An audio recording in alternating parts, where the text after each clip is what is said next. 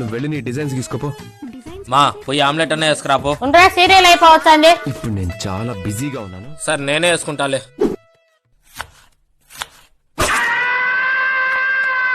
మా మా చేయి తెగింది మా.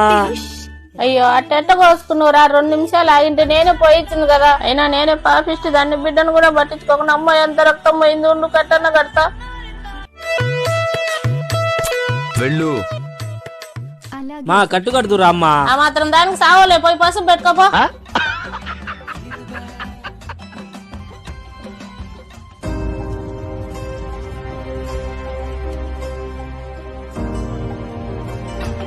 అన్నం తిన్నావా?